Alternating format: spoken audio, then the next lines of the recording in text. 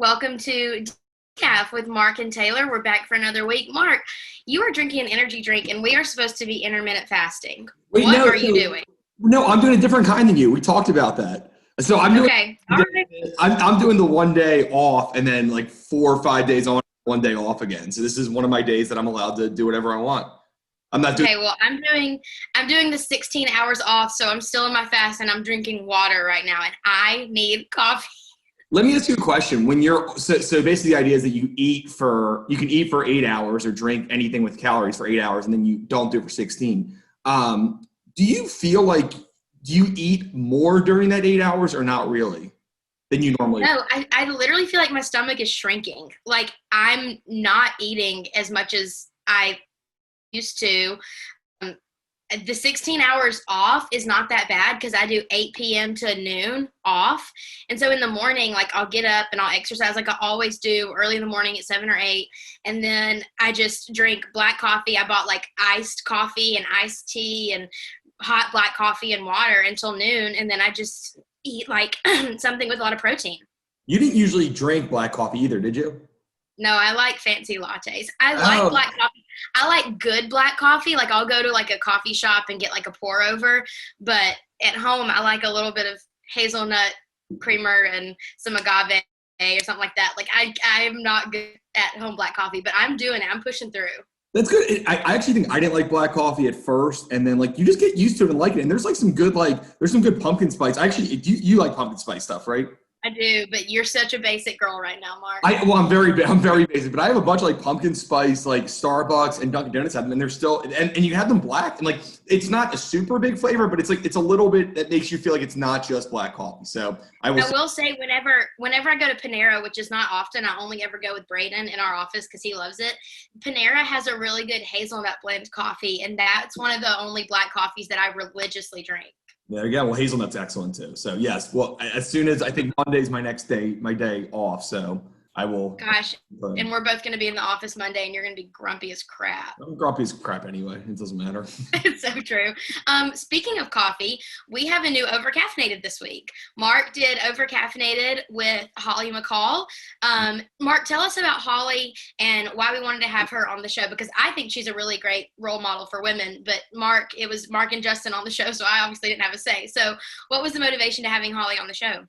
Well, I mean, so she's somebody who's important in Tennessee politics. She's been around for a long time. So she was the comms director for Hillary in 2016, comms director for Bloomberg in 2020 in the primary. And now she has her own media outlet, which has actually kind of been doing a lot of stuff recently and was really featured in that big Fox 17 blow up thing, trying to figure out how many cases of COVID were at bars in Nashville. But she's a very accomplished person in this area. And one of the reasons we do that show over caffeine is we want to talk about policy, and her and Justin, which you'll see have disagreements on what to do. But the whole point of that is like, we want to have fun, we want to have a good time, but we also want people to have discussion, to talk about things and not yell at each other just because they disagree. And we've actually asked quite a few liberals to be on the show. And I give her credit because she's one of the only ones who have actually accepted the offer. Her and David Pazos did too, maybe not quite as, but I mean, she is somebody who's big in the Democratic Party. She was great. We had a great time. And a little spoiler, we ganged up on Justin. Justin tried to throw me under the bus for liking Nickelback. And she's like, no, I like Nickelback. But she hates Garth Brooks, which was a fun thing because I don't think Garth Brooks is good either. So it really ended up being this, it seemed like they're going to go head to head, but then it turned into me and Holly versus Justin on everything pop culture. That's honestly amazing. Well, Justin is like an old man on the inside, so it doesn't surprise me that he wasn't good with pop culture and y'all ganged up on him. Honestly, proud of you. I have a great thing that we noticed too. She made fun of Dave Matthews Band because obviously they're terrible, and I was like, you know what? Justin looks like a Dave Matthews Band fan. Like if you saw the exact fan of what a Dave Matthews fan looked like, that is what it is. Maybe like 10 years a professional Dave Matthews fan that's 10 years older than most of them. Like he looks like a Dave Matthews fan. I would imagine them to look. That is honestly so spot on. I love when we make fun of Justin on this. He gets so mad. It's so great. That is absolutely perfect. He was great, though. Him and Holly really talked about stuff. And I thought the Supreme Court justice, what they should do with the nomination and just the whole issue with the COVID cases in Nashville. Justin did a great job. Holly did a great job. It was good to hear a discussion from two people who disagreed and weren't screaming at each other and insulting each other. Well, and also two people whose opinions are very well respected in Tennessee on different sides of issues. Like Justin is very well respected, and so is Holly. And hearing them actually have a civil place to talk, imagine that, like a civil place for people with disagreeing opinions to talk. I'm really excited to watch it. I haven't watched it yet because I want to wait until it premieres on Facebook. And so I can't wait. It's going to be out later today. We are fired up about that. Mark, you hinted a little bit at Supreme Court Justice. Let's talk about this. Yes. Last weekend, Ruth Bader Ginsburg passed away after a very long battle with cancer. I can only imagine. My first thought went to what she's been through, how long she's held on. I'm pretty sure they said it was her cancer had just metastasized all over her body, and she just couldn't take it anymore. That woman has been around for a very long time, and she has been such a role model for women. I'm going to go on a tangent a little bit because Mark asked me a great question. I'm going to ask him to answer it next, but he asked me a great question. He asked it on Overcaffeinated too, is who is someone that you look up to whose policy positions you disagree with? And mine has to be Ruth Bader Ginsburg. I don't agree with her. I very rarely agree with her policy positions, but I've always loved the friendship that she had with Justice Scalia. They could not be more different on policy, but they were best friends. Holidays together. And I just think that at a time when everyone is shouting and everyone is saying, well, if you care about women, you wouldn't be friends with this kind of person. Or if you care about this issue, you're not going to be friends with this kind of person. But Ruth Bader Ginsburg, I would argue, she took her identity as a woman so seriously in her work. She was still friends with someone who was her equal in power in the United States. Such a close friend with that person. And I just think that that's something that we should put more of an emphasis on, because I don't like being told if you care about this, you can't be friends with someone like Taylor who's conservative. That's not how the world works, and that should not be the norm. That's my soapbox. Well, she was also consistent too, right? Like I know that gender equality was a big deal for her, but she also fought for, I think, a man one time, saying that a man should have just as much rights as women in some issues. So it wasn't just when she believed in something, she was consistent about it. And that's really all you can ask for these days. And that's why some of the people who even some old people like Dennis Kucinich and people like that, or Ralph Nader, who were super liberal and somebody who I agree on 0% of issues, probably you appreciate their consistency, though, even when it means turning against their party, because they had to do that. So whether you agree or not, people being consistent is a big deal to me. Yeah, absolutely. People being consistent and people being kind. That was one of the things that I think Scalia did so well, is he talked about you need to be able to separate a person from their ideas. And he could, you can hate everything a person says in politics, but still care for the person. I think that's crucial. I agree. So rest in peace, Justice Ginsburg. She's actually the first woman to lay in state at the U.S. Capitol. I think I read that this morning on a news alert. Thought that was really cool. So very, very cool that she's getting to do that. Speaking of hating other people because they disagree with you, let's talk about that. Are we doing the question about who we look up to or not? Oh, yeah. Who's your person? Sorry, Mark. Yes. Who's the person you look up to? Yeah. So we talked about who we look up to that we don't agree with on policy issues. And one person I've always really liked, I bet you probably like him too, was Joe Lieberman. Yes. Obviously, he was kind of an independent. They kind of kicked him out of the party, but he stuck with what he wanted to do. I mean, he's a Republican for the presidency, even though he's a Democrat, because he believed in McCain and was friends with McCain. And just kind of every time that he had an opinion, it was well thought out. It's you can't, even if I disagree with him, I like where he came from, and he was an honest broker, and that's all you want. You want somebody who's consistent and honest broker. And I always liked him. I know he wasn't the biggest liberal. I mean, he's kind of more in the moderate wing of the Democratic Party, but I always respected him a lot and really liked him. And do you have anybody else that you like other than Bader Ginsburg? Yeah, someone I really love, she's a role model of mine, is Jenna Bush, George Bush's daughter, who has come out recently as having more liberal perspectives on things. She's on the Today Show. I think she's a class act, never undermined her father, even though some of their policy perspectives disagree. I think that it's just a beautiful model for how even in the same family, you can disagree on things and one person can have their platform, another person can have theirs. And at the end of the day, they still love each other. They still care, trying to undermine each other. And I think that's very cool. Not quite the same as Kellyanne Conway's family, right? Where her daughter's on TikTok, like doing all these crazy insulting her mom. Well, that's what made me think of that, was thinking about how the Bush family has done it. And, you know, while George W. Bush was in the White House, the girls acted out, they were teenagers, whatever. But at the end of the day, when push comes to shove, his career was very important to him, and the girls don't undermine that as far as political perspectives go, but they still have a voice. And I think that's really cool. How about when Bush comes to shove? I like that even better. Oh, Mark, that was witty. I know. I was kind of dad joke-ish, but I'll give it a 7 out of 10. But that's pretty good. I'll give 7. That's always good. Oh gosh. Well, okay. Back to what I was about to say about social media hating each other. The Social Dilemma, the documentary came out on Netflix recently about social media, has caused quite a stir. I watched the whole thing. It took me and my roommates longer than it should to watch it because we kept freak out. But I think that everything they said made me want to delete social media right then and there. I realized that it is stirring division, and there's a really cool part of the movie. It looks kind of like it's looking inside a person's mind. AI works, and it's like, oh, this person interacted with this. Let's throw something even more divisive in the mix and get them to interact, and it's drawing people apart. And people have said for a long time, in an age of connection, people are more disconnected than ever. Mark, I had any from that movie, but I think it's really important, whether you are gung-ho social media or you think that these people who created it shouldn't have defected from what they created, whatever, it's caused a stir.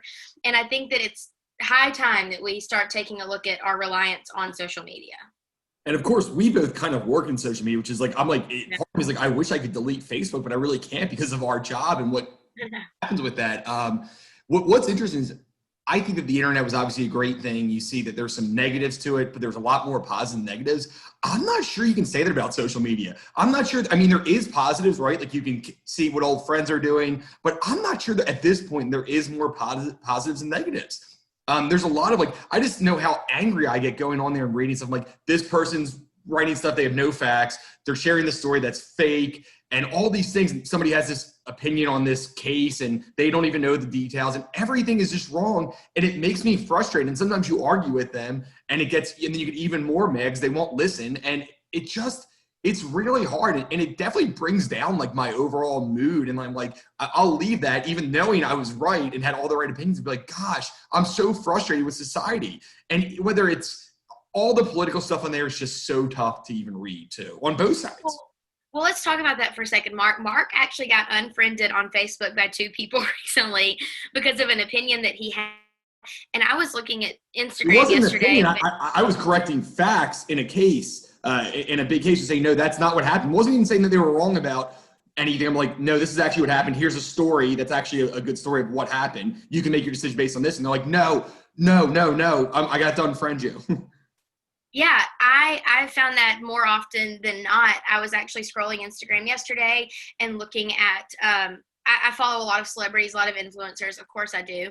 And every single thing that I saw was about racial injustice in the wake of the Breonna Taylor case. Every single thing was a celebrity having their opinion, which I'm all for celebrities having their opinions. But refreshingly, someone posted the New York Times Daily podcast and said, before you listen to influencers and before you listen to celebrities and before you read all these posts, listen to the facts of the case from a respected journalist and make up your own mind. And it was so refreshing. So I got on and listened to that because I found myself wondering what the real thing is. I Google, more often than not, what are the facts about something, because scrolling social media, when people get all of their information from social media, which they always do, it's so divisive. And I found myself having to correct friends on different issues that they've read something on social media and and I'm like, wait a second.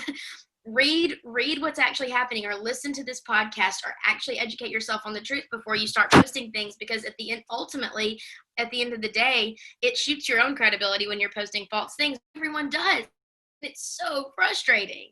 And I think that's just the nature of social media. For something like the Breonna Taylor case, which, I mean, we don't have to talk about our specific views of what happened and if they should have been charged or not, but there's all these stories that were actually news stories that came out that turned out not to be true. So you're using a news story from 4 months ago where, like, the initial story was that she was sleeping in her bed and shots were fired. And that was not correct. I mean, and everyone said that I mean, all the evidence shows that. There's no question about that. But people are still using that. And again, that doesn't necessarily change what you think of that, but you need to have the right facts when you're talking about these. And part of that is the news media reporting things that are not true. And of course, maybe at the time it seemed like that, I get it, but you shouldn't report these things as facts unless you know that they're actually a fact, not just, and because that's what changed the whole narrative. Everything that actually happened in that case, which there's a lot more specifics about now, nobody knows. I mean, very few people. I know Charles Barkley actually went on NBA. Yeah, I saw that. It's like, hey, we need to look at the actual facts of this case. It doesn't mean that your opinion's wrong, but it means that you don't have all the facts to even make a valid opinion in what I'm believe. And what I've seen a lot on Twitter, especially in this, is facts don't discount the fact that it is a tragedy. Of course not. An innocent woman died no matter what. You can hold both things. Things can be tragedies and facts can exist. And I think on social media, we see a lot that I've noticed specifically that a news outlet will post something outrageous and then 2 hours later post a correction of the actual facts, and the outrageous thing gets the most retweets and the fact doesn't. And I just think that contributes to the toxicity of social media is that people are always scrolling. Mark, I want you to talk about your scrolling thing that you took away from the documentary too, but people are always scrolling, always looking for more information, always refreshing. And so the nature of news, the 24-hour news, I remember as a child when CNN Headline News first started, and it was the first 24-hour news network, that in itself created an atmosphere of wanting to hypothesize on things and needing content. And then now with social media, outlets need more, and because people are always scrolling. Mark, what was the part of the documentary where people talked about scrolling? Yeah, so they said that there's like an addiction thing to scrolling, and part of you is like, oh no, that kind of seems out there. But then I realized, like, I'll be laying in bed watching TV and like literally watching TV, and I keep scrolling up to see what's new on Facebook. It's not even something I actively think about. It's not something I'm actually interested in. I'd rather watch The Office than do that, but I still end up doing it. And it just, I think that one part really stuck me. Like, that is definitely what I do. And I think that part of the social network, at least, or part of the documentary from what I've seen, it might be a little bit exaggerated. And some of it's like kind of the people who had this intention of trying to stop you from using social media. And that was the whole point of the documentary. But a lot of it's true. And that's one of those things I've noticed myself doing. And it's like, what a waste of time. How many hours per day do I waste doing that? Maybe I know. I went through a breakup a couple years. Deleted all of my social media except Pinterest, and the reason I kept Pinterest was to satisfy my scrolling addiction. Like, I became keenly aware during that season when all I wanted to do was scroll and see new content. I realized that what I was doing was really toxic. So we've ranted on this enough to say, I think that, I don't know if you have like a key takeaway or key moral of your rant, but the key takeaway from my rant is everything you see on social media might not always be true. Opinions are great. Everyone is entitled to have their own opinion, whether we disagree with them or not. But before you repost things on social media, or before you start to get a big head from likes on social media, make sure you're reading and not just reposting things that aren't vetted, aren't true, aren't fact, because we don't want to contribute to the toxicity of our culture. Yep, perfect. You're going to let me have a mic drop. Yeah, that was good. Yeah, that was very good. I never get to have the mic drop. Okay, so let's move on to something more fun. That was like real heavy. JFK's murder, something more fun. Okay, not like that. This weekend, Mark went with his lovely girlfriend, who is way out of his league, to Dallas and visited the spot where JFK was murdered. And Mark, I know that was a really experience for you. Yeah, it's like I took basically a Jfk Conspiracy Class in college. It was one of the greatest things I ever did. It was such a great class. It's like one of the forefront scholars on JFK that gets a bunch of national interviews. And I took an entire class on it. Basically, they showed all the different conspiracy theories, what could have happened, just showed us a bunch of movies. And it was an incredible class. And it was, I mean, I'm old now, so at this point it was 11 years ago. But I remembered so much of that. And we were going to Dallas to visit her parents. And we're going to rub it there. But like, I really would like to see that. I've been to Dallas one time before, and it's before I actually watched it. So like, we didn't actually go in the museum, but it was walking around the grassy knoll where it could have been a shooting if there was a conspiracy, seeing the X on the street in Dallas where he was actually where both shots happened, just seeing this whole thing that I had read about and seen in videos for years. It was just so cool to actually go there and see that spot. And I just kind of felt like it brought me back to that. And for what it's worth, I don't think it was a conspiracy. I think what they said did happen actually happened. But it was just cool to see all these spots that things could have been, seeing the book depository. And I'm not really into this. I think you're more into history and historic sites. I know my dad is super into all that stuff. But this was the one site that like really moved me. And it was so cool after reading so much about it to actually see everything and see, like, kind of go through the mind of JFK and all these other people while it was happening. It was something special. So, I mean, so what was your a historic site that you were so excited to see after maybe reading or just knowing about it? Well, I want to start by saying my dream historic thing is to do, you can go to the Middle East, like Israel and stuff, and do like a Footsteps of Jesus tour and go and travel everywhere that Jesus went during his ministry, like, and it walks through the New Testament and the Bible. That is like my dream trip to How go long on. would that take? That would probably take like a year. Like, I mean, that's gonna be a long trip, right? I mean, you're in like Nazareth and Bethlehem, like you go to these historical places. You don't actually walk. Oh, okay. Like, I thought you were walking like 500 miles around. Like, wow. No, you just go to significant places in the Bible, but they call it like the Footsteps of Jesus tours.